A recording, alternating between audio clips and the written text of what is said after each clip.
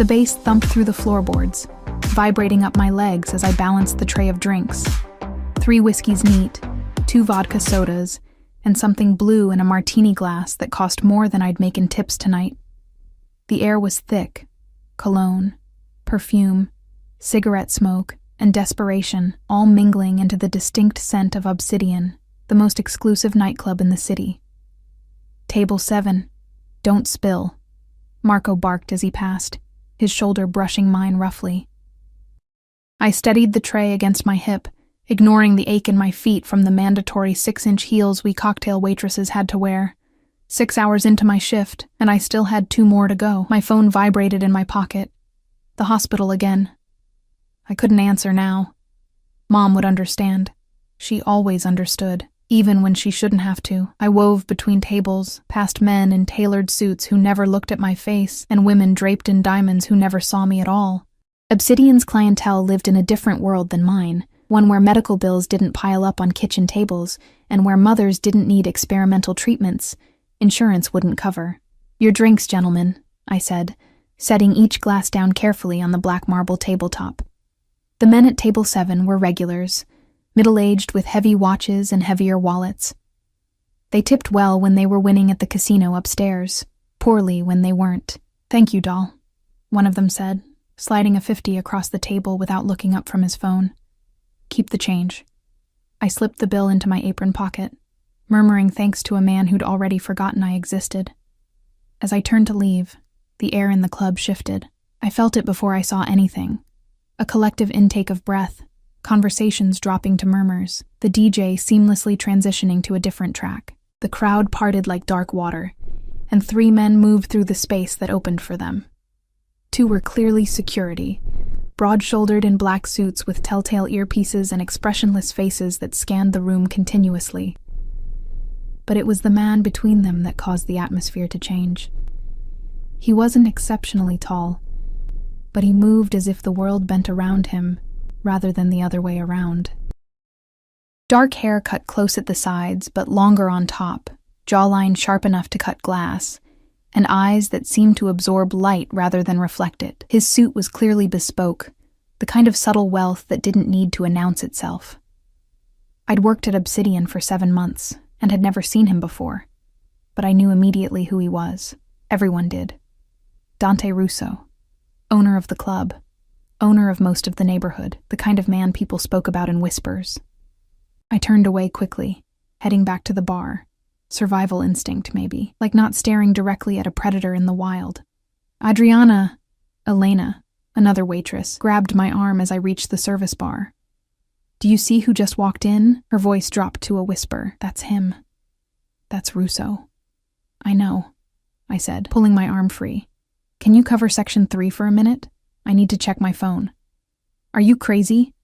"Not with him here. Tony will fire you on the spot."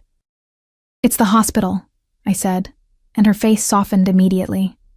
2 minutes. I'll cover, but hurry." I slipped through the door marked staff only, down the narrow hallway to the locker room. With trembling fingers, I pulled out my phone and listened to the voicemail. "Ms. Parker, this is Dr. Reeves. Your mother's latest test results have come back, and I'd like to discuss them with you. Please call my office to schedule an appointment tomorrow. It's important that we talk soon." The careful neutrality in his voice told me everything I needed to know. The treatment wasn't working. The experimental protocol we'd fought so hard to get her into, the one I'd taken this job to pay for, wasn't working. I leaned against the lockers, the cold metal pressing through my thin uniform, and allowed myself 10 seconds of despair. 10 seconds to feel the weight crushing my chest. 1, 2, 3. By 8, I was wiping away tears. By 10, I was straightening my uniform, checking my makeup in the small mirror inside my locker. The girl who stared back had shadows under her eyes that concealer couldn't quite hide. I stepped back into the hallway and nearly collided with a solid wall of black suit. One of the security men who had accompanied Russo stood directly in my path, his face impassive as he looked down at me. "Excuse me," I said, trying to step around him. He didn't move. "Ms. Parker?" My blood went cold. How did he know my name? Yes? Mr. Russo would like a word. not a request. I glanced back toward the locker room, but there was nowhere to run. I need to get back to work. This is work. His tone left no room for argument. Follow me. He turned and walked down the hallway, past the main floor entrance, toward the private elevator that led to the offices upstairs, areas where regular staff like me never went. I followed, my heartbeat drumming in my ears. The elevator opened silently, and he motioned for me to enter. As the doors closed us in together, I caught a glimpse of my reflection in the polished metal, pale face, wide eyes. I looked exactly how I felt, terrified. Am I in trouble? I finally asked as we ascended. The security man didn't look at me. Mr. Russo doesn't waste time on trouble. That wasn't reassuring. The elevator opened directly into a large office with floor-to-ceiling windows overlooking the city. The space was minimalist, black leather furniture, a massive desk, abstract art on the walls that probably cost more than my mother's medical bills.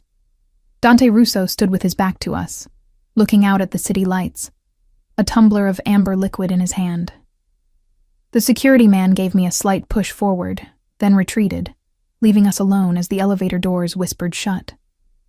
For several long seconds, Russo didn't turn or speak. I stood frozen, afraid to move or make a sound. When he finally turned to face me, his eyes locked onto mine with an intensity that made my breath catch. Adriana Parker, he said, my name rolling off his tongue like he was tasting it.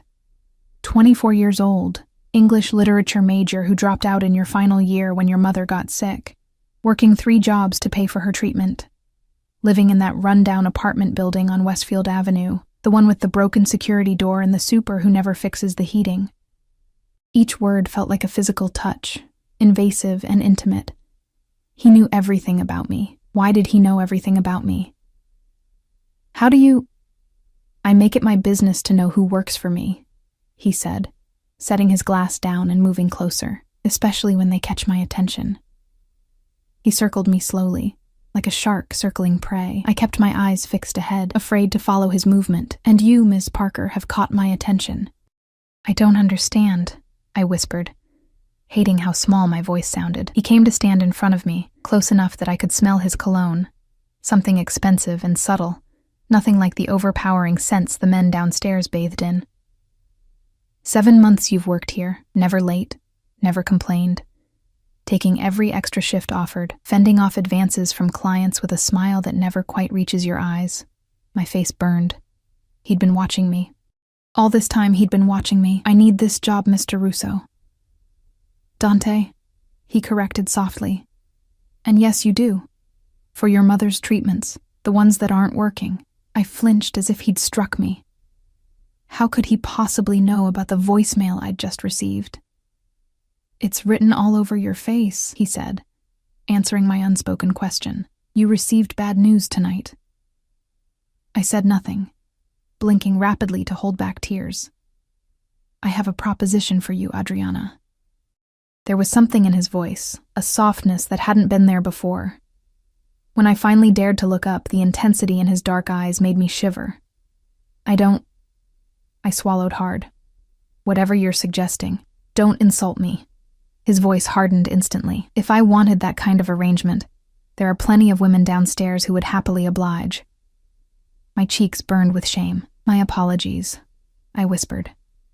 His expression softened again, almost imperceptibly. I'm offering you a job, a different position. As my personal assistant, I don't understand. Double your current salary, full benefits. And... He paused, studying my reaction. Access to the best medical care for your mother. The kind not available to the general public. My heart stuttered. Why would you do that for me? Let's say I see potential in you. He moved back to his desk, picking up a folder. Everything is outlined here. Take it home. Read it. If you accept, be at this address tomorrow morning at 9. He held out the folder, and when I reached for it, his fingers brushed against mine. An electric current seemed to pass between us, and I jerked my hand back, clutching the folder to my chest. I haven't agreed to anything, I said, finding a small spark of defiance. Something flashed in his eyes, surprise perhaps, and something else, something warmer. No, he agreed. You haven't, but you will. The certainty in his voice should have angered me. Instead, it sent a different kind of shiver down my spine. "You can go," he said, turning away, dismissing me. But as I turned toward the elevator, he spoke again. "Adriana?" I paused, not turning back. "Yes?" "Don't make me wait too long for your answer. I'm not a patient man." The elevator doors opened as if on cue. I stepped inside, clutching the folder like a lifeline. As the doors closed, I caught one last glimpse of Dante Russo. He was watching me with an expression I couldn't decipher. Possession, perhaps. Or hunger. It wasn't until I was back downstairs, hiding in a bathroom stall with shaking hands, that I opened the folder. Inside was a contract, a business card with an address, and a check made out to my mother's hospital for an amount that made my vision blur. The check was already signed. He knew I had no choice. I didn't finish my shift that night. I slipped out the back door, still in my uniform, and took the bus home in a daze. The folder clutched to my chest felt impossibly heavy, as if it contained not just papers, but my entire future. What I didn't know then, couldn't have known, was that Dante Russo had been watching me for months, that the job offer wasn't spontaneous but meticulously planned, that I had already been chosen long before I ever set foot in his office, and that by walking onto that elevator tomorrow morning, I would be stepping into a cage gilded with promises I didn't yet understand. Sleep eluded me that night, my mind racing between hope and suspicion.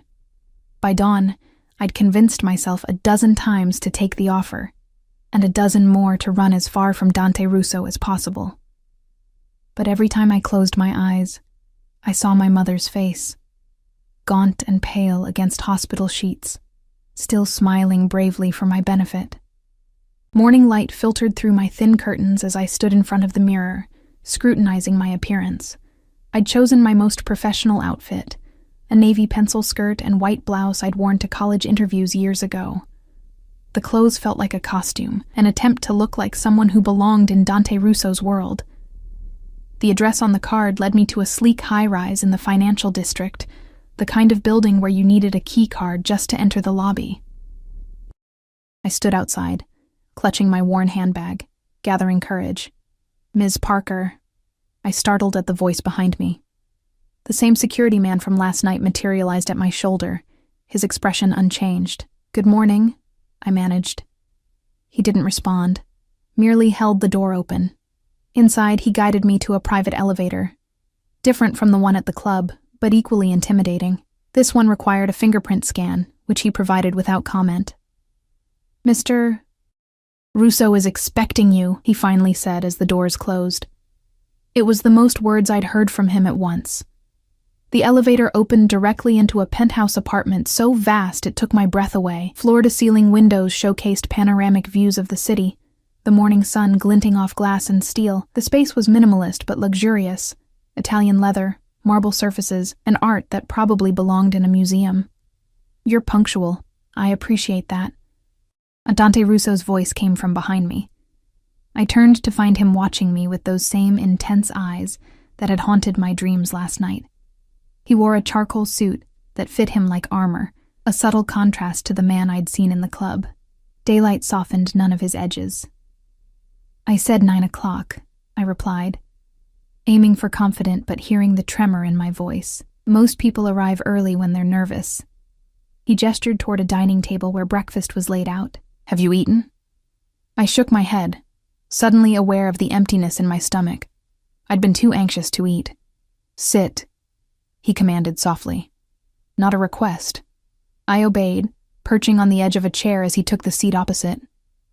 A woman appeared silently, not security, but staff of some kind, and poured coffee into delicate china cups before disappearing again. "I assume you've read the contract?" Dante said, stirring his coffee without looking at it. "Yes." I'd read it a dozen times, searching for hidden clauses or traps. "It's generous. Do you have questions?" I had hundreds, but one burned brighter than the rest. "Why me?" His lips curved slightly, not quite a smile. "Direct." "Good." He set his spoon down precisely beside his cup. "You're intelligent, observant, and discreet. You handle difficult situations with grace, And you have motivation beyond money, my mother. Yes. His eyes never left mine. Those who work for money alone can be bought. Those who work for something more valuable cannot. And what exactly would I be doing as your personal assistant? The title felt loaded, dangerous. Whatever I require. At my expression, he added, administrative duties, scheduling, correspondence, accompanying me to meetings and events, being an extension of my will when I'm not present. I don't have experience with any of that. You'll learn. I took a sip of coffee to hide my uncertainty. It was the most delicious coffee I'd ever tasted. And my mother's treatment? I've already arranged for her transfer to a private facility. Dr. Alessandra Marino is expecting her this afternoon. She specializes in cases like your mother's. Her success rate is impressive. My hand trembled, coffee nearly spilling. You did this before I even accepted. As I said last night, I knew you would accept. His certainty should have offended me. Instead, it sent that same strange shiver down my spine. There's a car waiting to take you to the hospital now, he continued. You can sign the paperwork for your mother's transfer, collect her things, and explain the situation. The car will then bring you both to the new facility. And then? And then you come back here. Your employment begins today. I set my cup down carefully. Mr. Russo. Dante. He corrected again. Dante, I conceded, the name feeling intimate on my tongue. This is all happening very quickly. I don't waste time, Adriana. Not mine, and not yours. He stood, buttoning his suit jacket with a fluid motion. Especially not when your mother's health is deteriorating by the day. The urgency in his voice matched the fear in my heart. How did he know so much? Why did he care? I don't understand why you're doing this, I whispered. He stepped closer, close enough that I had to tilt my head back to maintain eye contact. Not all actions require immediate understanding. Sometimes you must simply accept the gift being offered. Gift. As if this wasn't a transaction with terms I couldn't yet see. The car is waiting, he said, stepping back. Go to your mother. I'll expect you back by 4, and just like that, I was dismissed. The same security man appeared to escort me down, as if summoned by an invisible signal. In the sleek black car with tinted windows, I finally allowed myself to breathe.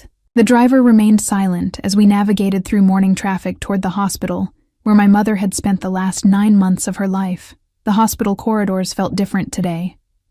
The same antiseptic smell, the same fluorescent lighting, but I moved through them with new purpose. When I reached my mother's room, she was awake, thumbing through a dog-eared paperback, the same one she'd been reading for weeks, unable to focus long enough to finish it. Adi, she said, her face lighting up. The nickname from my childhood never failed to warm my heart. You're early today. I sat on the edge of her bed, taking her frail hand in mine. How could I explain what had happened, what I'd agreed to? Mom, there's been a change in your treatment plan, I began carefully. I told her a version of the truth. That through connections at work, I'd secured her a place at an exclusive treatment facility with a specialist in her condition. I left out the parts about Dante Russo, about the deal I'd made. Honey, we can't afford that, she said immediately, her brow creasing with worry, always worrying about me even now. It's covered, I assured her. Everything's covered. How? Her eyes, so like mine, searched my face with mother's intuition that time and illness hadn't dulled. I got a new job, a better one, with benefits. It wasn't a lie, exactly. Her smile was tentative. That's wonderful, but it sounds too good to be true. It was. I knew it was. But I smiled back anyway. Sometimes we get lucky. The next few hours passed in a blur of paperwork, packing her few belongings and waiting for discharge approvals. The hospital staff seemed puzzled by the sudden transfer but offered no resistance once they saw the authorization forms, each bearing an embossed logo I didn't recognize, but which opened doors with remarkable efficiency. The facility we arrived at bore little resemblance to a hospital. Nestled on manicured grounds outside the city, it looked more like a luxury spa, all natural stone and glass, with fountains and gardens visible from the circular drive where our car stopped. A team greeted us immediately, a doctor in a tailored suit rather than scrubs, nurses who looked like concierges, and assistants who took charge of everything with practiced efficiency. My mother gripped my hand tightly as they wheeled her inside, her eyes wide with disbelief. "Ms. Parker," the doctor, Dr. Marino herself, addressed me after my mother had been settled into a suite that looked more like a 5-star hotel room than a hospital. "May I have a word?" In a private consultation room, she explained my mother's new treatment protocol in detail. Cutting-edge therapies, some experimental, some not yet available to the general public. Hope bloomed in my chest for the first time in months. "Mr. Russo has given explicit instructions regarding your mother's care," Dr. Saung, Marino said, studying me with curious eyes. "She is to receive the absolute best we can provide, without limitation." "Thank you," I said, unsure what else to say. "He must think very highly of you," she observed neutrally. I had no answer for that. When it was time to leave, my mother clung to me with surprising strength. "You'll come back soon?" she asked. "As often as I can," I promised, kissing her cheek. "This is a good thing, Mom. The best doctors, the best care." "I'm more concerned about you," she said softly, her eyes knowing. "What exactly is this new job, Adriana?" "Nothing to worry about," I lied, forcing a smile. "Just administrative work. Boring stuff." She didn't believe me. I could tell. But she let it go. "Be careful, sweetheart. Nothing in this world comes without a price." The truth of her words haunted me on the drive back to the city. What price would Dante Russo eventually demand? The car delivered me back to the high-rise at exactly 3:45. The security man, whose name I still didn't know, escorted me up to the penthouse. This time, Dante wasn't alone. 3 men in suits were seated in the living area, tumblers of dark liquor in hand despite the early hour. They fell silent when I entered, all eyes turning to assess me with open curiosity. "Gentlemen," Dante said, rising smoothly, "my new assistant, Adriana Parker." The way he said "my" sent a ripple of awareness through me. "The one from the club?" one of the men asked with a smirk. Older, with silver at his temples and an expensive watch glinting at his wrist. "Adriana, these are my associates," Dante continued, ignoring the question. "Mr. Vega, Mr. Caruso, and Mr. Leone." I nodded politely, uncomfortable under their scrutiny. "A pretty addition to your staff," Leone said in heavily accented English, raising his glass in my direction, though perhaps a distraction. "Adriana, wait for me in my office," Dante said, his tone light but his eyes hardening. "Through those doors." I moved quickly, relieved to escape. Behind me, I heard Dante's voice drop to a register that raised goosebumps along my arms. "She is not a topic for discussion." The office was as imposing as the rest of the penthouse, masculine and minimalist, with another stunning view of the city. I stood awkwardly, unsure where to wait, or what to do with myself. A photo on the desk caught my eye, the only personal touch in the room. A family portrait, a man and woman with 3 young boys, all dark-haired and solemn-faced. The oldest boy, perhaps 10, had eyes I recognized. "My father, mother, and brothers," Dante said from the doorway, making me jump. I hadn't heard him approach. "I'm sorry. I wasn't—" "It's there to be seen," he said, closing the door behind him. The sounds of the men in the other room were immediately silenced. "Your family," I said, stating the obvious. "Gone now." His expression revealed nothing, but his voice held centuries of pain. "All of them. I'm sorry." He dismissed my sympathy with a slight shake of his head. "How is your mother settling in?" "Well, I think it's amazing there. Dr. Marino is the best. If anyone can help your mother, she can." "Thank you," I said, the words inadequate for the hope he'd given me. "I don't know how I'll ever repay—" "You work for me now," he cut me off. "That's repayment enough." He moved to a cabinet, unlocked it with a key from his pocket, and removed a sleek laptop and a phone still in its box. "These are yours. The laptop has everything you need to begin learning your duties. The phone is secure. Only I can reach you on it." He set them on the desk between us. "Your personal phone stays here when you leave each day." "You want my personal phone?" "I want no distractions when you're not here, and no security risks. The only people who need to reach you can do so through me. Control." This was about control. What about my apartment? My things? Already taken care of. Your lease has been paid out, and your belongings are being packed as we speak. They'll be delivered to your new residence tomorrow. My new residence? The ground seemed to tilt beneath my feet. The floor below this one. It's more convenient for your duties, and significantly more secure than your current situation. Anger flared through my shock. You can't just... I can and I have. His tone brooked no argument. Your safety is now my concern, Adriana. The work you'll be doing for me requires discretion and security. What kind of work requires that level of security?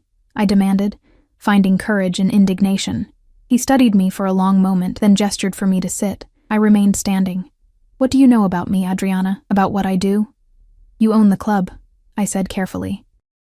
And other businesses, I assume. A smile touched his lips, almost sad. A diplomatic answer. Let me be more direct. You know who I am, what I am. Everyone in this city does, whether they speak it aloud or not. My heart raced. I've heard things. And yet you came here today. You accepted my offer. For my mother. Yes. For your mother. He stepped closer. I respect that loyalty. It's why you're here.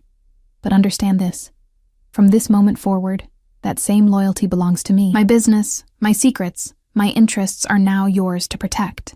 What exactly is your business, Dante? I asked, suddenly needing to hear him say it. His eyes never left mine. Power, protection, profit. In that order. Not a direct confession, but we both knew what he meant. And if I've changed my mind, something dangerous flickered in his gaze. Have you? I thought of my mother in that beautiful facility of the Hope and Doctor. Marino's eyes, when she described the treatment plan of the mountain of debt, suddenly vanished. No, I admitted quietly. Good. He checked his watch, another understated display of wealth. We leave in an hour for dinner. Giovanni will show you to your temporary quarters where you can freshen up. There's a suitable dress waiting for you. Dinner? With who? With me, Adriana. That possessive note again, sending heat curling through my stomach. Tonight is about you learning who I am. Tomorrow, you learn what I do. As if summoned, the security man, Giovanni apparently, appeared at the door. One more thing, Dante said as I turned to leave. The men you met today, keep your distance from them, especially Leone. Why? His eyes darkened. Because they see you as a weakness of mine. And in our world, perceived weaknesses are exploited. I'm not your weakness, I said, confused. No, he agreed, his gaze traveling slowly over my face. You're not. But the way he looked at me made me wonder if I might become one. The suitable dress waiting for me was a black silk sheath that fit as if it had been made for me. Which I realized with a chill it probably had been. Simple but elegant, with a price tag I was afraid to imagine. I stared at my reflection in the guest bathroom mirror, barely recognizing myself. My temporary quarters, as Dante had called them, were a spacious guest suite within his penthouse. Another indication of how thoroughly he'd planned my capture. I couldn't think of a gentler word for it. Despite the luxury surrounding me, I felt the invisible bars. When I emerged, Dante was waiting in the living room, his back to me as he looked out over the city. The setting sun cast him in silhouette, a dark figure against a burning sky. The dress fits well, he said without turning. I paused, unsettled. How did you... Your reflection, he explained, nodding toward the window where, indeed, my image was faintly visible. He turned then, his eyes taking me in with a thoroughness that made my skin warm, beautiful. The compliment hung between us, intimate and uncomfortable. I looked away first. Where are we going? I asked. Somewhere private, he answered, offering his arm. I dislike public attention. Giovanni and another security man, whose name I learned was Marco, escorted us down to a waiting car, a sleek black Mercedes with windows tinted so dark they seemed to absorb light. Marco drove while Giovanni sat in the front passenger seat, his posture alert, despite the seemingly relaxed setting. Dante sat beside me in the back, close enough that I could feel the heat of him through his suit. He smelled of that same subtle cologne. Sandalwood, and something darker I couldn't name.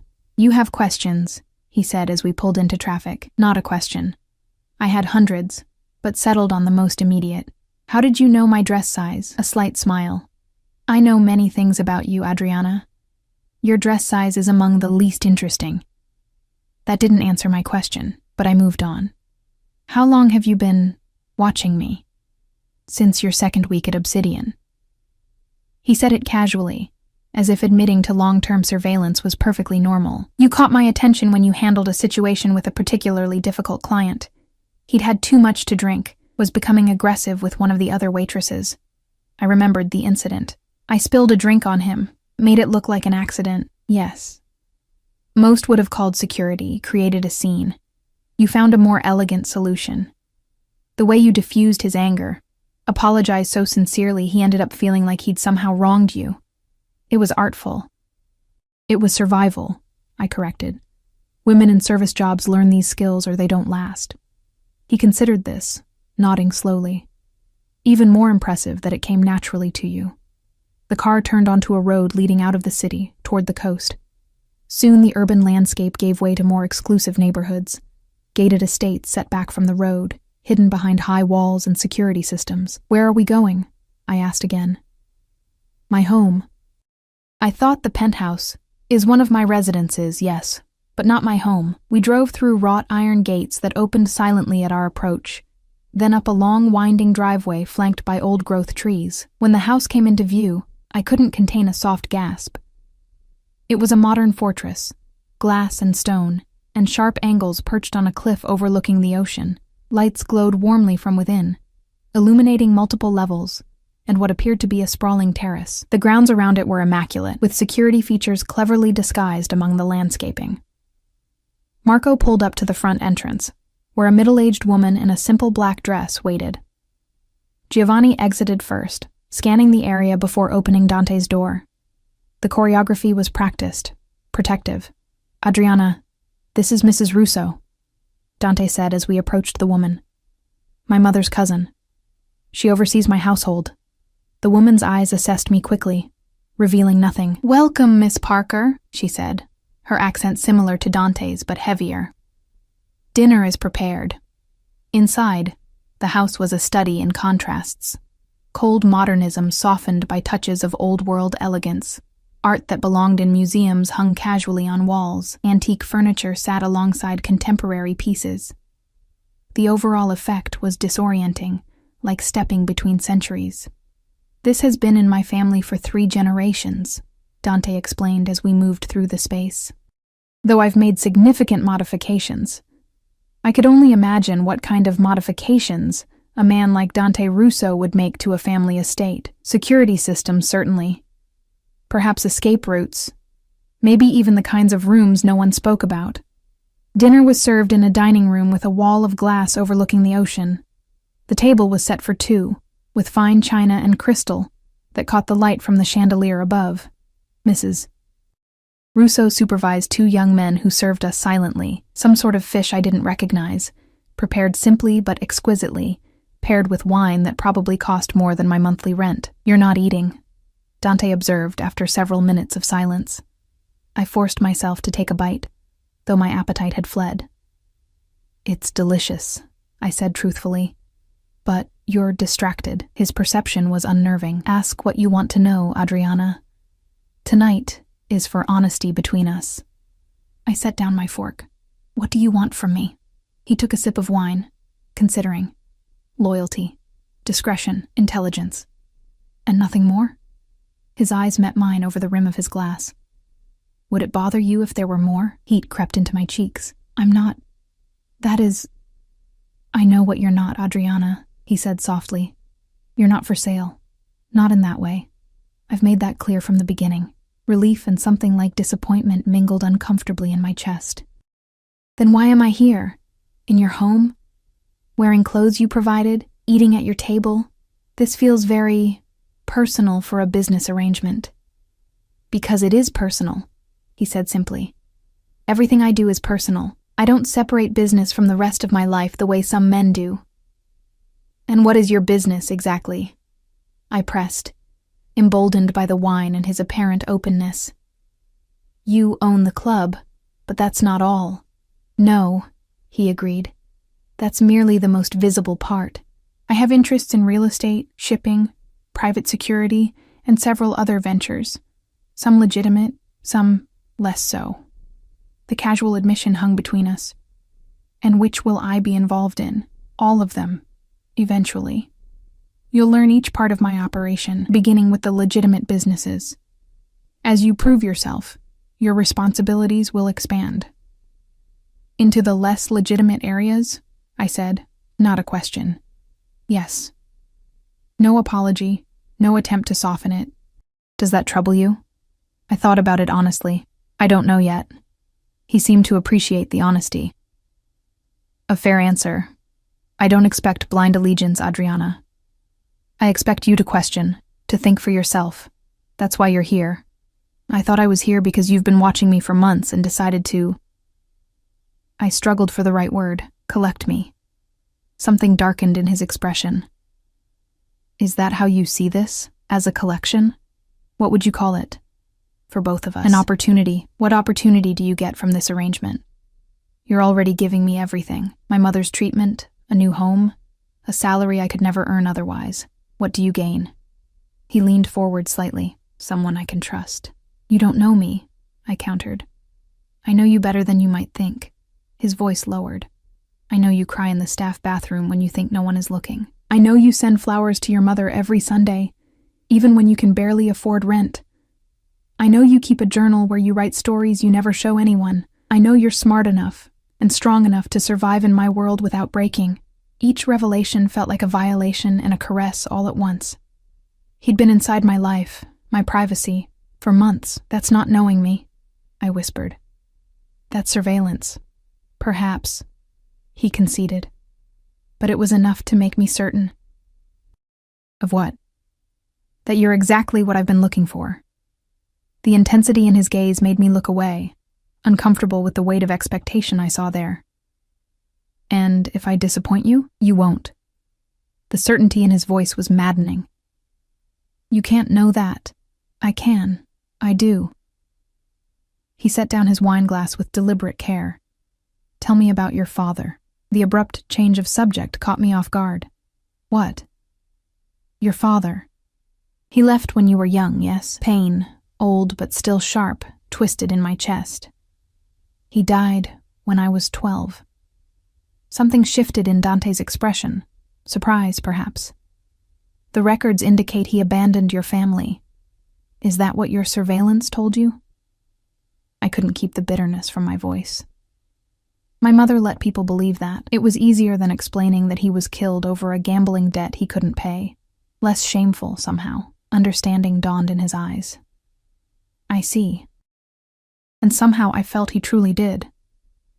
He was a good man, I said defensively. Just weak when it came to certain temptations. And your mother protected his memory by creating a different story. I nodded.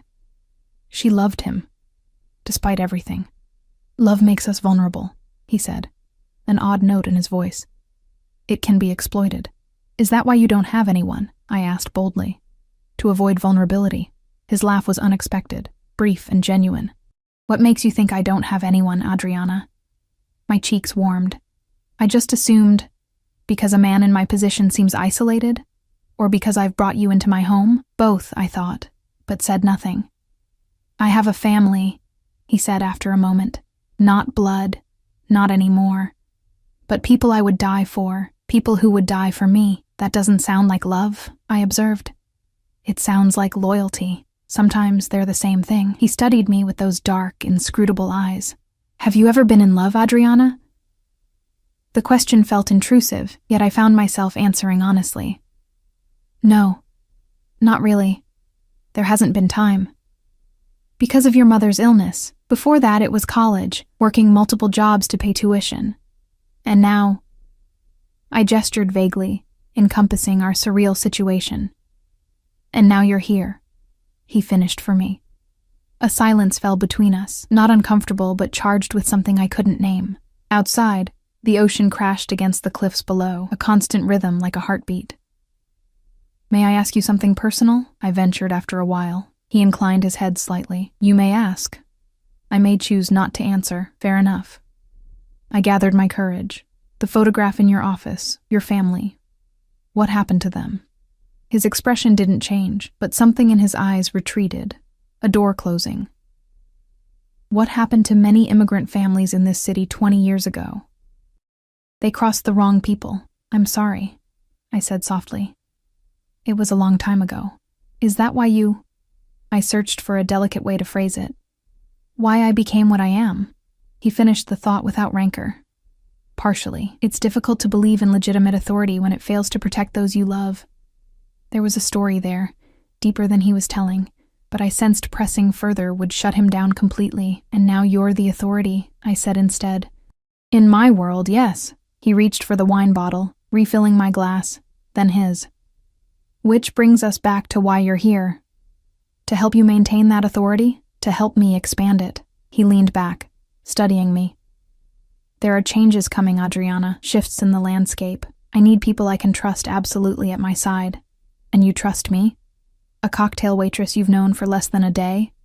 I trust what I've observed in you over months. Your character, your resilience. His voice softened marginally. Your capacity for loyalty. To my mother, I pointed out. For now, he agreed, but loyalty once earned can transfer, can grow. The implication hung between us, both a promise and a threat. After dinner, he showed me parts of the house. A library with first editions that made my literature-loving heart race. A terrace overlooking the churning ocean below. A room filled with art that belonged in museums. Always with Giovanni following at a discreet distance, always aware of where exits were, who might be watching. In a study lined with books and dominated by a massive desk, Dante paused. This is where I began, he said, almost to himself. After my family was killed, sitting at this desk, planning how to survive, how to ensure no one could ever hurt the people I cared about again.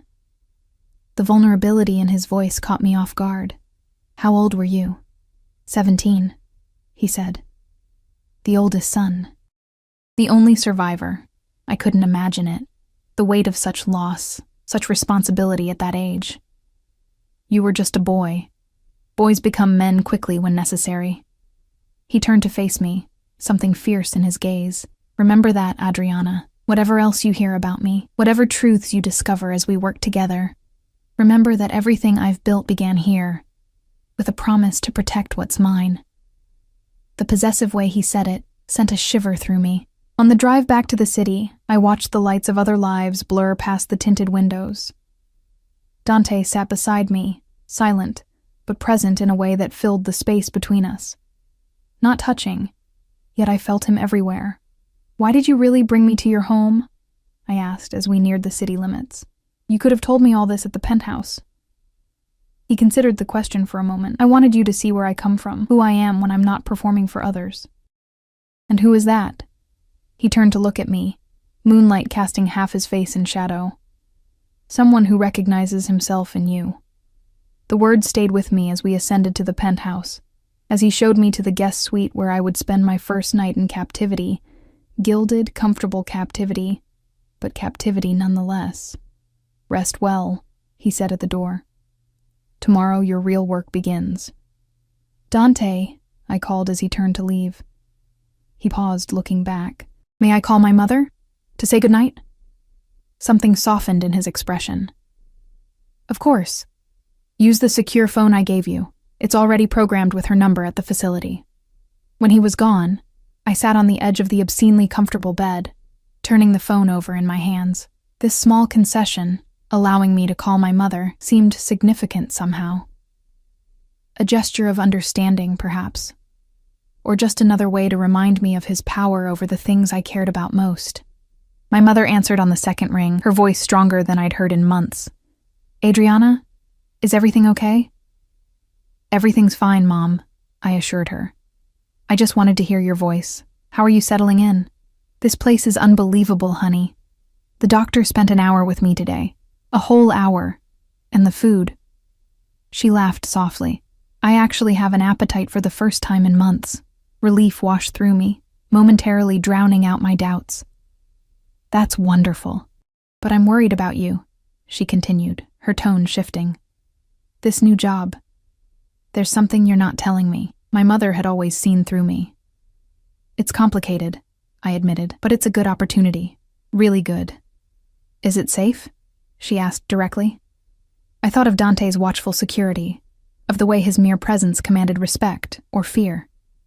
Yes, I said, not entirely a lie. I'm safe. And this boss of yours, what's his name? I hesitated. Dante Russo. The silence that followed stretched too long. Mom? Russo, she repeated, her voice suddenly tight. From the Russo family? The ones who control the East Side docks? Ice slid down my spine. You know of them? Oh, Adriana. She sounded exhausted suddenly, old in a way that had nothing to do with illness. What have you gotten yourself into? It's not what you think, I said automatically, though I wasn't sure what she thought exactly. How do you know about the Russo family? Another long pause. Your father, she finally said. The gambling debts that got him killed, they were to the Russos. The world tilted beneath me. What? Not directly to them, she clarified quickly. To one of their associates. A man named Vega. One of the men in Dante's penthouse earlier. The one with the silver at his temples and the heavy watch. Are you sure? I whispered. I never forget a name like that, she said wearily. Not when it cost me my husband. My mind raced. Did Dante know? Was that why he'd chosen me? Some twisted game of revenge or atonement? Adriana, listen to me. My mother's voice grew urgent. You need to get away from them. Whatever they're offering, whatever they're paying you, it's not worth it. I can't, I said, the truth of it settling like a stone in my stomach. Your treatment, this facility. I would rather die than have you caught up with those people, she said fiercely. Don't say that. My voice broke. Please don't say that. We were both silent for a moment, the weight of revelation heavy between us. Be careful, she finally said. Promise me you'll be careful. I promise, I whispered, though I had no idea what careful meant in Dante Russo's world. After we hung up, I sat motionless on the bed, my mind spinning with possibilities. Dante had said he'd been watching me for months. Had he known about my father all along? Was I part of some elaborate scheme I couldn't yet see? Or was it truly coincidence, the cruel kind that seemed to govern my life?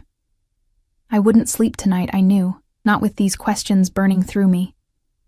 Tomorrow, when I faced Dante again, I would have to decide, confront him with what I'd learned, or keep this knowledge to myself.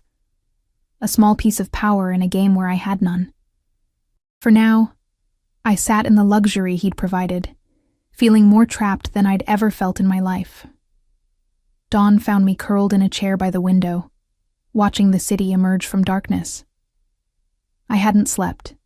My mind had circled endlessly around my mother's revelation, examining it from every angle, searching for meaning. The Russo family, Vega, my father's debts, Dante's interest in me. There had to be a connection. Coincidences this precise didn't exist in real life. A soft knock at my door startled me. I opened it to find Mrs. Russo, not Dante's mother's cousin from last night, but a different woman entirely. She was younger, perhaps 40, with a crisp uniform and an efficient manner. Good morning, Miss Parker. Mr. Russo asked me to bring you these. She handed me a garment bag and a box. Breakfast will be ready in 30 minutes. Mr. Russo will meet you then. Before I could respond, she was gone, leaving me with more questions. The garment bag contained a tailored black pantsuit that fit me perfectly, and the box held leather pumps that were both elegant and practical. The message was clear. I was being remade in Dante's image. I showered and dressed mechanically, my mind still churning. By the time I entered the dining room, I'd made my decision. I would say nothing for now. I would watch and learn, gathering information until I understood exactly what Dante wanted from me. He was already seated, reading something on a tablet that he set aside when I entered. His eyes moved over me approvingly. You look rested, he lied politely. Thank you for the clothes, I said, ignoring the observation. Your wardrobe will be delivered today, along with your other belongings. The apartment below is being prepared. I took my seat, accepting coffee from the same silent attendant from yesterday. How many people work for you here, in this building? A dozen or so. Security, household staff, a few administrative personnel. He studied me over his coffee cup. Why do you ask? I'm trying to understand the scope of your operation. A slight smile. The penthouse staff is just the beginning. You'll meet others today as we visit some of my businesses. I nodded, pushing food around my plate without eating. My appetite had fled with last night's revelations. Something's troubling you, he observed. Not a question. I met his gaze directly. I spoke with my mother last night. Yes, I know. At my raised eyebrow, he added, the phone logs all calls automatically. Of course it did. I'd been naive to think otherwise. How is she? He asked, seeming genuinely interested. Better. The care there is. I searched for words. It's everything I could have hoped for. I'm glad. But she's worried about me. His expression didn't change, naturally. She's your mother. She recognized your name. There. A slight pause, almost imperceptible. His coffee cup hovered for a fraction of a second, before continuing its journey to his lips. Did she? He asked mildly. She says my father's gambling debts were to your family, or an associate of your family. A man named Vega. Dante set down his cup carefully. Your mother is well informed, so it's true? Partially. I waited, but he offered nothing more. Are you going to elaborate? He studied me for a long moment, as if deciding how much to reveal. Your father borrowed money from Antonio Vega. Yes. Vega worked for my father at the time, and when my father couldn't pay, Vega acted on his own initiative. The careful phrasing wasn't lost on me. You mean he killed my father without authorization? Yes. The bluntness startled me. I'd expected denials, deflections, not this calm admission. My father never approved of how Vega conducted his affairs, Dante continued. He was excessive, undisciplined, but useful in certain contexts. And now Vega works for you. A complicated inheritance. His eyes never left mine, one I've been gradually untangling. Did you know? I demanded. When you chose me? Did you know who I was? Yes. The confirmation struck like a physical blow. Why? Is this some kind of twisted atonement, or do you just collect the children of people your family has destroyed? A flash of something, anger, perhaps, crossed his face, quickly controlled. I chose you because you're exceptional, Adriana. Your connection to Vega was a complication, not a motivation. I don't believe you. That's your prerogative. He folded his napkin precisely, placing it beside his plate. But consider this. If I wanted to use you for some scheme related to your father, why would I have revealed the connection at all? Why not keep you in ignorance? It was a fair point. Then why tell me now? I didn't. Your mother did. He rose from his chair. Finish your breakfast. We leave in 20 minutes. He exited the room, leaving me with a cold breakfast and colder comfort. His explanation made logical sense, but something still felt off, like a puzzle with missing pieces. True to his word, 20 minutes later we descended to the garage beneath the building, where a different car and driver awaited. This time, only Giovanni accompanied us. Where are we going? I asked as we pulled into morning traffic. To see one of my legitimate businesses, Dante replied, the one that began everything else. We drove to the port, where massive cargo ships loomed like steel islands against the horizon.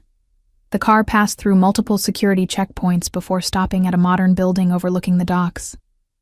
Inside, it was all glass and steel, a corporate headquarters like any other, with employees in business attire moving purposefully through the space. Russo Shipping International, Dante explained as we entered a private elevator, founded by my grandfather when he immigrated here in 1952. Built by my father into the largest independent shipping operation on the East Coast, and expanded by me into what it is today. Which is? A multinational corporation with terminals in 12 countries and a fleet of 27 vessels. The elevator opened directly into a corner office with commanding views of the harbor. A middle-aged man rose from behind the desk, smiling warmly. Dante, he greeted, coming forward to embrace him. Twice in 1 month. I'm honored. Uncle Sal. Dante returned the embrace with evident affection. This is Adriana Parker, my new assistant.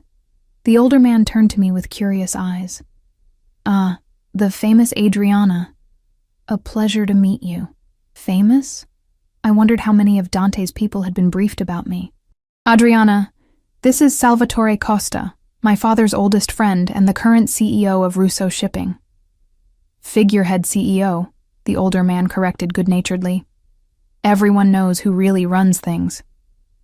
Dante smiled slightly. Uncle Sal maintains the legitimate face of our operations. While this one, Sal gestured to Dante, makes all the interesting decisions behind the scenes.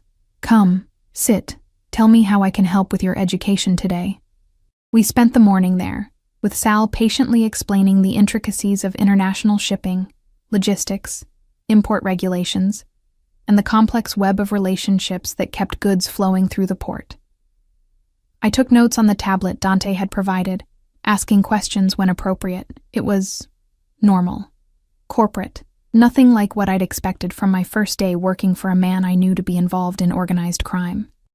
You're surprised, Dante observed as we drove to our next destination. I expected something different, less legitimate. Yes, he smiled faintly. 90% of what I do is completely legal, Adriana. Shipping, real estate, securities. It's the other 10% that requires special management. Is that what I'll be doing? Special management? Eventually. For now, you learn how everything works, how it all connects.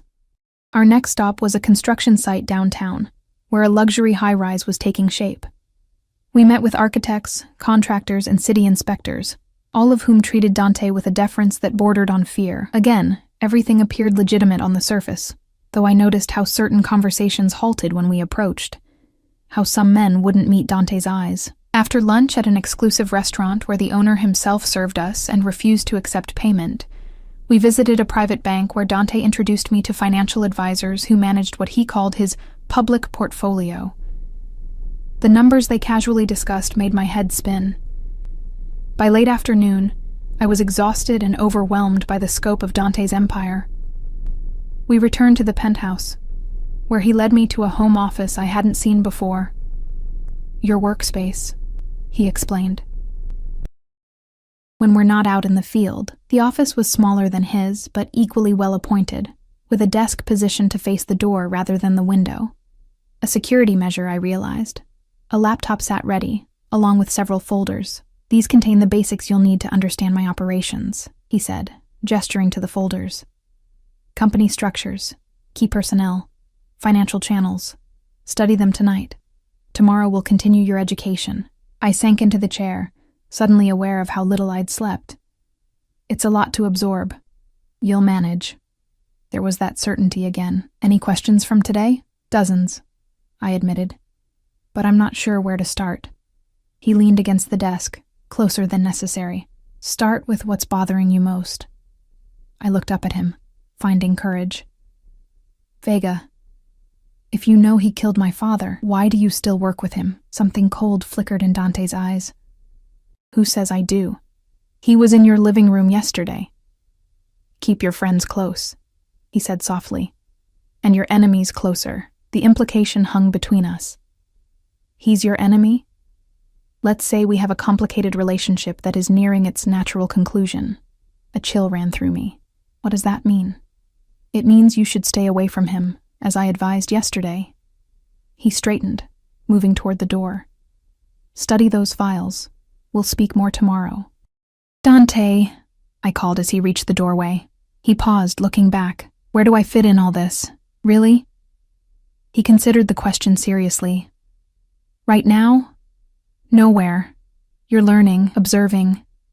In time, you'll become my voice when I'm not present. My eyes and ears in places I can't always be. Your spy. My representative, he corrected. In many ways, my most important asset, because I know your secrets, because you'll understand the whole picture.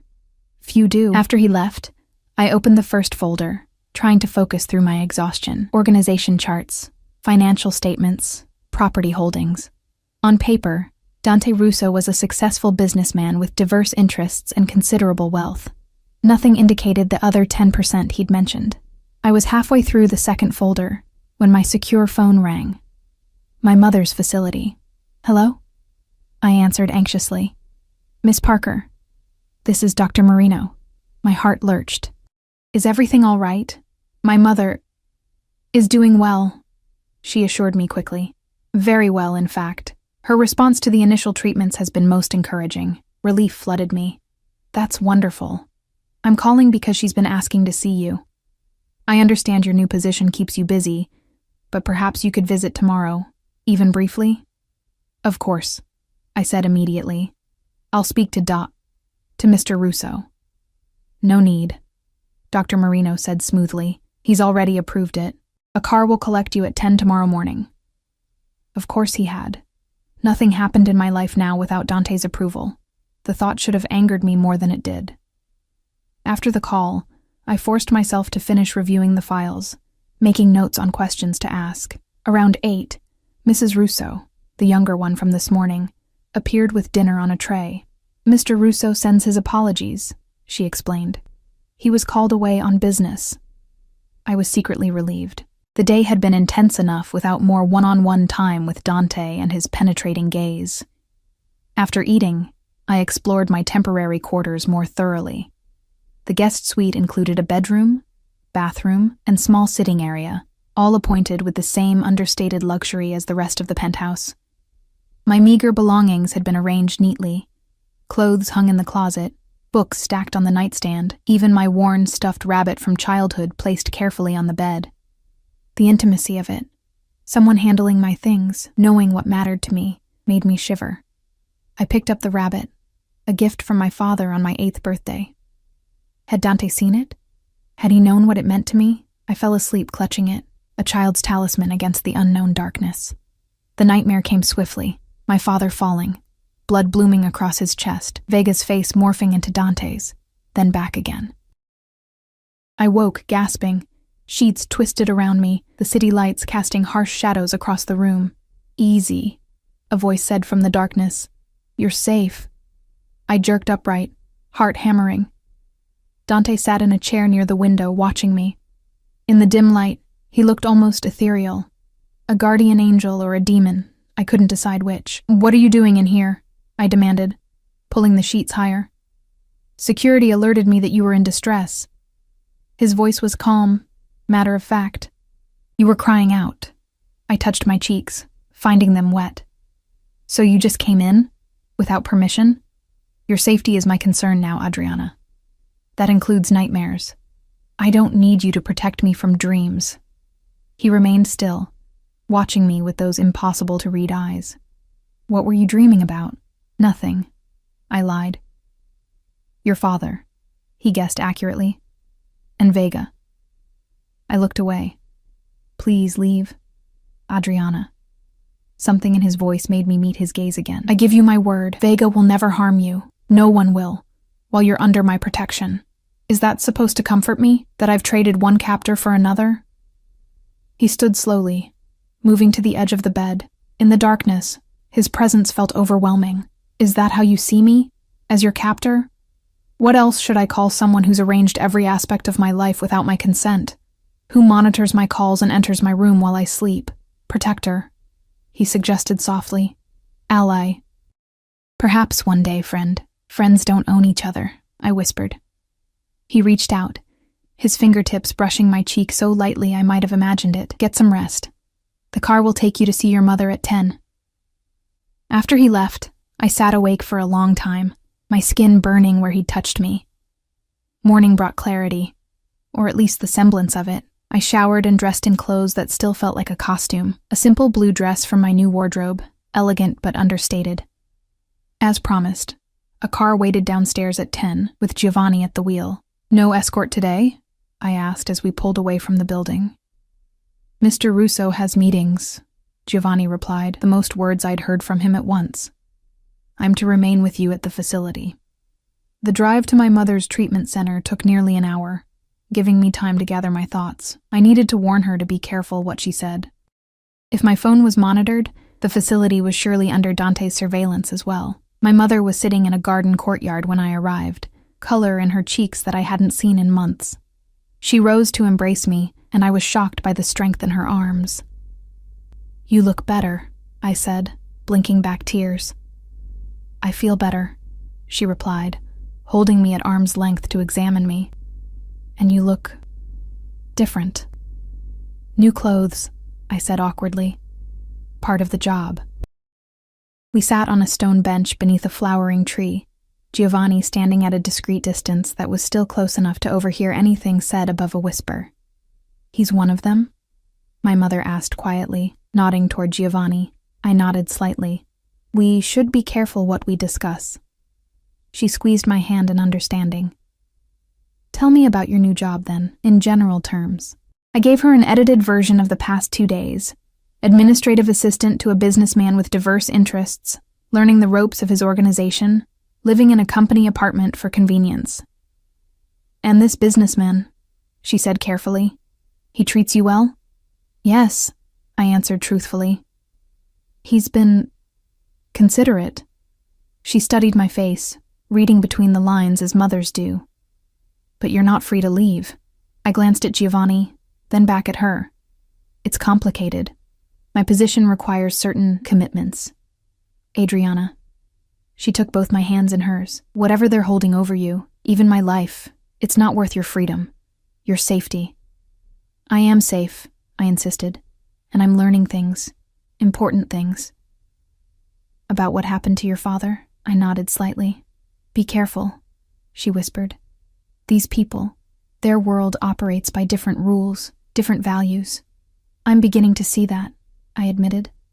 "But I think Dante may be different from what we assumed." A shadow crossed her face. "Don't be fooled by charm or kindness, honey. Men like that, they take what they want, and once they have it, they don't let go." I thought of Dante's words last night. Protector, ally, friend, and the unspoken possibility beneath them. "I know what I'm doing," I said, trying to convince myself as much as her, "and I'll be careful. I promise." We spent the next hour talking about her treatment, the facility, anything but the dangerous truth of my situation. When it was time to leave, she held me tightly. "I love you," she whispered in my ear. "Remember who you are." In the car, Giovanni remained silent as we wound back toward the city. I stared out the window, turning my mother's warning over in my mind. Remember who you are. But who was I now? The girl who had served drinks at Obsidian felt like a stranger, someone from another lifetime. As we approached the outskirts of the city, Giovanni's phone rang. He answered with a single word, listened for a moment, then made a sharp turn onto a different highway. "Where are we going?" I asked, suddenly alert. "Change of plans," he said tersely. "Mr. Russo wants you brought to him directly." "Where is he?" Giovanni didn't answer, accelerating onto a stretch of road I didn't recognize. My heart rate quickened as the city fell away behind us, replaced by industrial zones and eventually docklands I'd never seen before.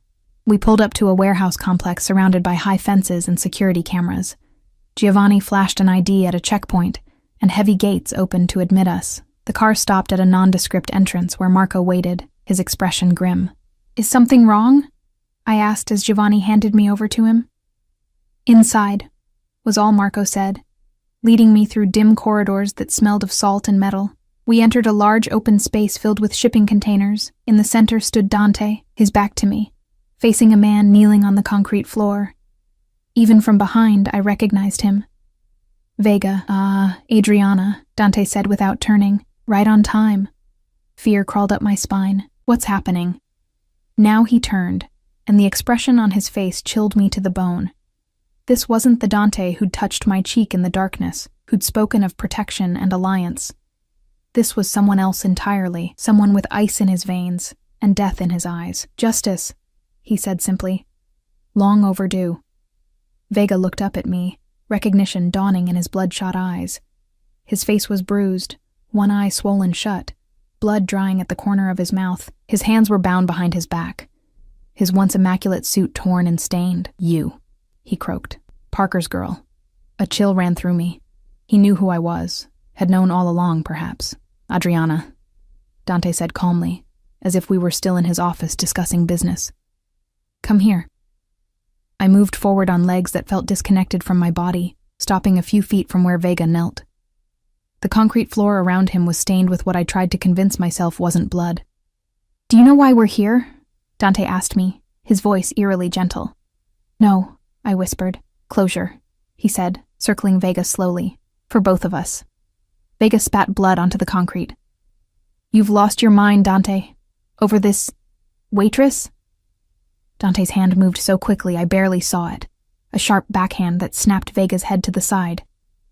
Speak to her with respect, Dante said, his tone unchanged despite the violence of his action. Or don't speak at all. Vega glared up at him, hatred burning through the fear in his eyes. You're breaking every code, every tradition. Your father would be ashamed. My father is dead, Dante replied coldly, because of men like you who put profit above loyalty. He turned to me, his expression softening marginally. Adriana, 12 years ago, this man ordered the death of your father over a gambling debt of $30,000, a debt your father was in the process of repaying. My breath caught. What? Tell her, Dante commanded Vega. Tell her the truth.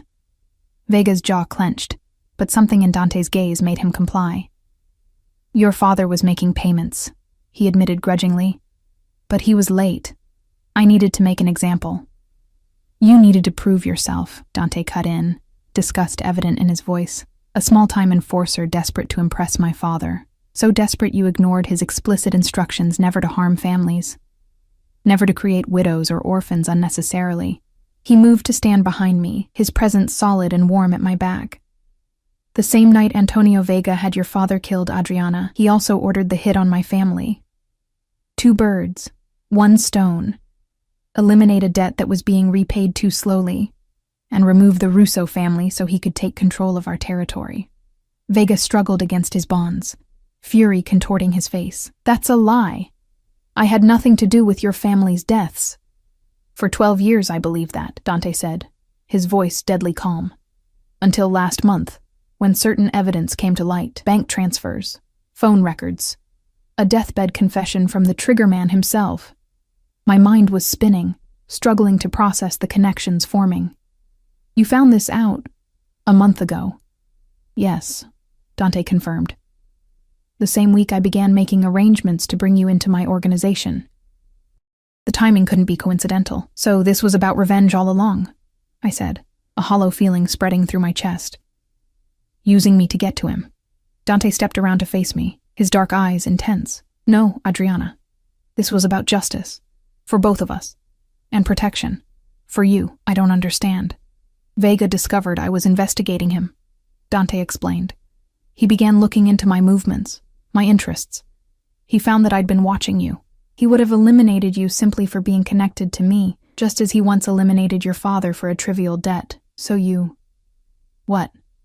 Decided to keep me close to protect me? Initially, yes. His gaze never wavered, but that's not why I kept you. Something in his voice made my heart stutter. Vega's bitter laugh interrupted the moment. How touching, he sneered. The mighty Dante Russo, falling for a cocktail waitress. Your enemies will tear you apart when they learn how weak you've become. Dante didn't look at him. They're welcome to try. What happens now? I asked, fear creeping back as I remembered where we were. What was happening? Now you have a choice, Dante said, reaching inside his jacket to withdraw a handgun. He held it out to me, grip first. Justice by your hand, or mercy by your word. Either way, Antonio Vega's fate is yours to decide. I stared at the gun, then at Dante's face, searching for some sign that this was a test. That he didn't actually expect me to make this choice, but his expression remained resolute, expectant. I can't, I whispered, stepping back from the weapon. I'm not a killer. No, Dante agreed, lowering the gun. You're not. That's part of why He paused, something vulnerable crossing his face before disappearing behind his mask of control. Please, I said, finding my voice. Don't do this. Not for me. It's not just for you, His eyes hardened as he turned back to Vega. It's for my family, for your father, for every life this man has destroyed pursuing his own ambitions. And what about your soul? I asked desperately. Doesn't killing him make you just like him? Dante smiled slightly, a sad twist of his lips. My soul was compromised long ago, Adriana. But yours doesn't have to be. He studied me for a long moment. If you truly want him spared, I'll respect your wishes. But understand what that means. He'll be exiled, not freed, never allowed to return, never allowed near you or your mother again. Relief washed through me, followed quickly by suspicion. Had this been his plan all along? To offer me this choice, knowing what I would choose, to appear merciful while still getting what he wanted? Why give me this decision? I asked. Why not just do what you've clearly already decided to do? Because you deserve closure, he said simply. And because I needed to see if you could show mercy to the man who destroyed your family. It tells me more about you than any surveillance ever could. The calculation behind his words should have chilled me, but instead I felt a strange sort of wonder. Every move in Dante's world was strategic, layers within layers. Even this moment of apparent vulnerability was serving multiple purposes. I choose mercy, I said firmly. Let him live with what he's done. Dante nodded once, then turned to Giovanni and Marco, who had been standing silently by the door. Take him to the airfield. The arrangements are already in place. As they hauled Vega to his feet, he lunged forward suddenly, his face contorted with rage. This isn't over, Russo. You think you've won, but you've just painted a target on your back. And hers. Dante's expression didn't change, but something dangerous flashed in his eyes. He stepped close to Vega, speaking too quietly for me to hear. Whatever he said drained the color from Vega's face. He went limp between Giovanni and Marco, suddenly compliant as they led him away. When the door closed behind them, Dante and I were left alone in the cavernous space. He tucked the gun back into his jacket and turned to me, his expression unreadable. Are you afraid of me now? He asked quietly. I considered the question honestly. I don't know what I feel. That's fair. He gestured toward the exit. Shall we go? In the car, he sat beside me, close enough that I could feel his warmth but not touching. The silence between us stretched, heavy with unspoken words. Finally, I broke it. Was any of it real? I asked. Anything you told me about why you chose me? He turned to look at me, his eyes softening. All of it was real, Adriana. Yes, I discovered the connection between us because I was investigating Vega. But everything I said about why I chose you was true. Your intelligence, your resilience, your loyalty. But you manipulated me, used my mother's illness, my desperate situation. I gave you what you needed, he corrected gently. And in return, you're giving me what I need. Which is? Someone I can trust. He held my gaze. Someone who sees the truth of me and doesn't run. How do you know I won't run, now that Vega is gone, now that my mother is receiving treatment? What's to stop me from walking away? His smile was sad. Nothing. If you choose to leave, I won't stop you. Your mother's treatment will continue regardless. The position I've offered you will remain open, but the choice is yours, as it always has been. I stared at him in disbelief. You're saying I can just go? If that's what you want. He looked away, gazing out at the city passing by. Though I hope you'll stay. The sincerity in his voice caught me off guard. There was vulnerability there, real emotion beneath the controlled exterior. Or perhaps that too was calculated. Another layer of manipulation.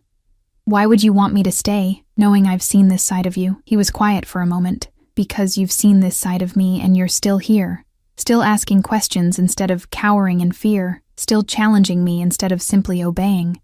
He turned back to me. Do you know how rare that is in my world, Adriana? To be seen as I truly am? The raw honesty in his expression made something shift inside me. This wasn't the calculated crime boss or the smooth businessman. This was just a man. Damaged, dangerous, but human. I need time, I said finally. To process everything, to decide what I want, of course. He nodded once, decisive. Take all the time you need. Your apartment below the penthouse is ready. You can stay there while you consider your options. We rode the rest of the way in silence, But it was different now, less tense, more contemplative. When we reached the building, Dante escorted me to the elevator but didn't get in with me. "I'll be away for a few days," he said. "Settling matters related to Vega's departure. Use this time to think, to visit your mother, to decide your path forward, and if I'm gone when you return," something flickered in his eyes, pain perhaps, "then I'll have my answer." The elevator doors closed on his inscrutable expression, carrying me up to my new temporary home. Another gilded cage, but one whose door now stood mysteriously open. The apartment was stunning, smaller than Dante's penthouse, but designed with the same elegant minimalism. Floor-to-ceiling windows showcased the city spread below, lights beginning to twinkle as evening descended. My belongings had been arranged with care, making the space feel oddly personal despite its luxury. On the kitchen counter, I found a note in Dante's precise handwriting. "The refrigerator is stocked. The security desk has a car available for your use. Your mother is expecting you tomorrow at 2 p.m. D." Still orchestrating my life, even in his absence. The thought should have angered me, but instead I felt a strange sort of comfort in his attention to detail. I spent that night and the next wandering through the apartment, thinking through my options. I visited my mother, finding her stronger still, almost like her old self. When I tentatively broached the possibility of leaving Dante's employment, her response surprised me. "Are you afraid of him?" she asked directly. "No," I admitted after consideration. "Not for myself, anyway. Is the work itself something you object to?" I thought about the businesses I'd seen. Legitimate operations, impressively run. "Not what I've seen so far. Then what's holding you back, honey?" I struggled to articulate it. "The world he lives in, the things he's capable of, the way he's manipulated events, my life, to serve his purposes." She took my hand, her eyes wise with experience. "The most dangerous man is the one who doesn't recognize his own power. Dante Russo knows exactly what he is. There's a certain safety in that honesty. You're saying I should stay? Work for the family connected to Dad's death? I'm saying you should make your choice based on the man Dante is now, not the legacy he inherited." She squeezed my hand. "And maybe consider that manipulation isn't always malicious. Sometimes it's protection, seen from a different angle." Her words stayed with me through the next 2 days as I wandered the city, visited her again, and spent nights staring out at the skyline from my temporary home. On the 3rd day, I made my decision. When Dante returned that evening, I was waiting in his penthouse, seated in the living room with the city lights spread behind me. Giovanni had let me in without comment, as if he'd been expecting me. Dante paused when he saw me, surprise briefly crossing his features before his composure returned. He looked tired, the customary perfection of his appearance slightly frayed at the edges. "Adriana," he said simply, removing his jacket and loosening his tie. "You're still here." "I'm still here," I confirmed, watching him carefully. He moved to the bar, pouring himself a drink. "Would you like one?" I nodded, and he brought me a glass of the same amber liquid he drank. I took a sip, the burn of expensive whiskey warming my throat. "Have you reached a decision?" he asked, settling into the chair opposite me. "Yes." I met his gaze directly. "I want to stay, to continue learning, working for you." Relief flickered across his face, quickly masked. "May I ask why?" I considered my answer carefully. "Because you offered me a choice when you didn't have to. Because you respected my decision about Vega. Because..." I paused, gathering courage. "Because I want to understand you, all of you. Not just the businessman or the crime boss, but the man underneath." Something shifted in his expression. A softening, a vulnerability I'd glimpsed only in fragments before. "Understanding goes both ways, Adriana." "I know." I set my glass down, leaning forward slightly. "I'm not naive. I know what I'm choosing. I know who you are, or at least I'm beginning to, and I'm still here." He studied me for a long moment, as if memorizing my features. "There will be difficulties, dangers. My world isn't kind to perceived weaknesses." "I'm not your weakness," I said firmly, echoing his words from days ago. A ghost of a smile touched his lips. "No, you're not." He rose, moving to stand at the window, his back to me. "There's something else you should know before you fully commit to this path." I waited, sensing the weight of whatever he was about to share. "Your father," he said finally. "His death wasn't just Vega's decision. It was approved by someone in my family." My breath caught. Who? My uncle, the one who took control after my father and brothers were killed. He turned to face me, his expression grave. "He's dead now, by my hand, when I discovered his betrayal 3 years ago. But I thought you should know the full truth. The revelation should have shocked me, but somehow it felt like the final piece of a puzzle sliding into place." "Why tell me this now? Because if we're to move forward, in whatever capacity, there can be no secrets between us. No manipulations. Not anymore." I rose, moving to stand before him. "Thank you for the truth." His eyes searched mine, looking for fear or judgment, and finding none. "You continue to surprise me, Adriana Parker." "Good," I said simply. "I intend to keep doing that." Something shifted between us then. An understanding, an alignment. Whatever happened next, we would face it together, both of us changed by the truths we'd shared.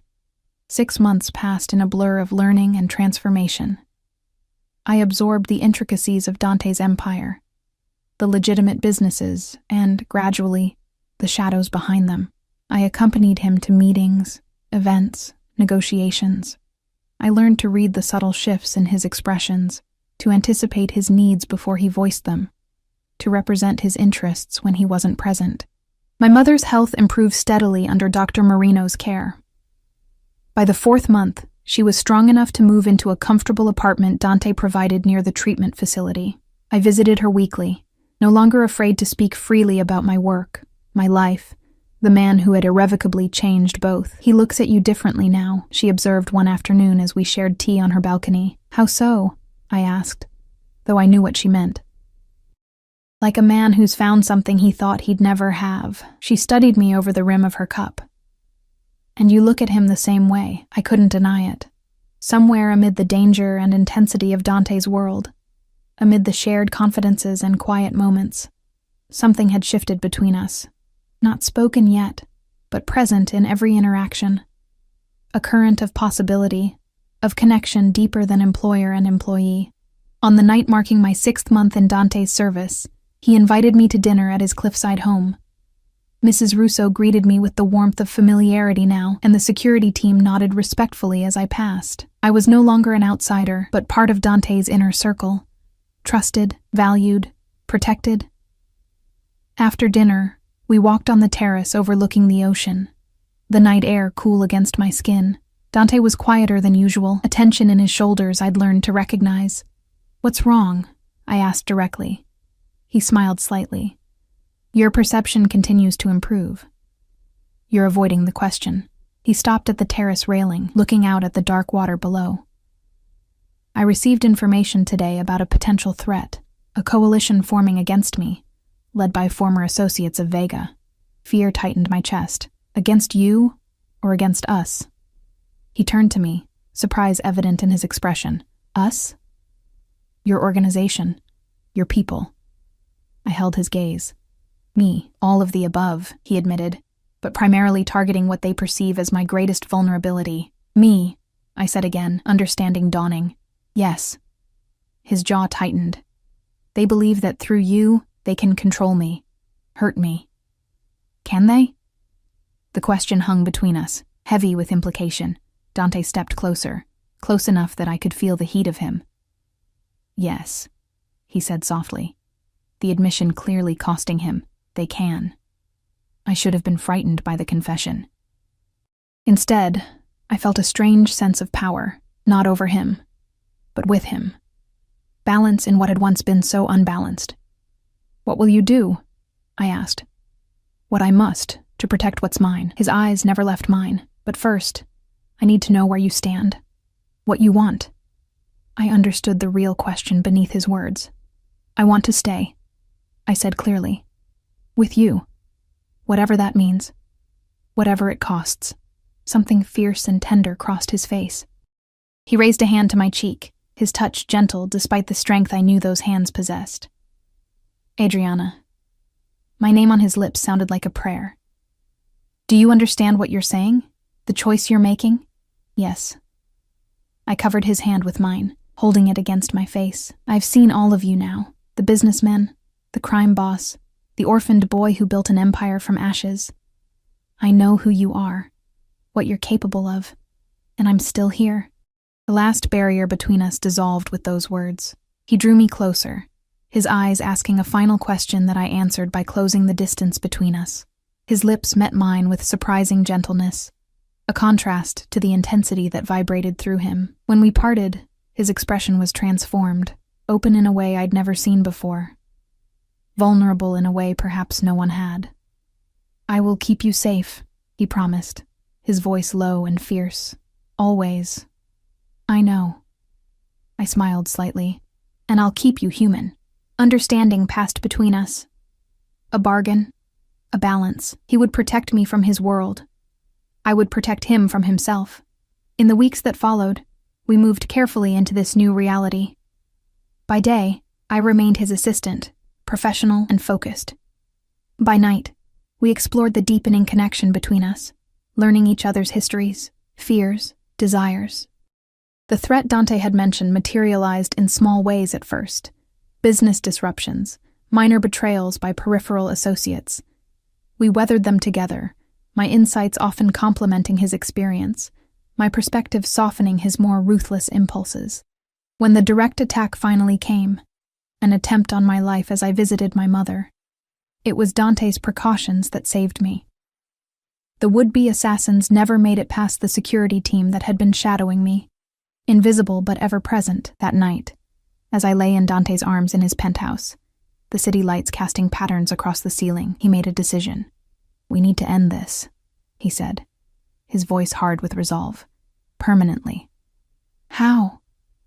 He outlined his plan, a strategic dismantling of the coalition against him, a series of moves that would eliminate the threat without sparking a war. Calculated, precise, ruthless. And you want my help, I guessed, reading the unspoken request in his eyes. Yes. His honesty was absolute now. Your insight, your perception, your restraint.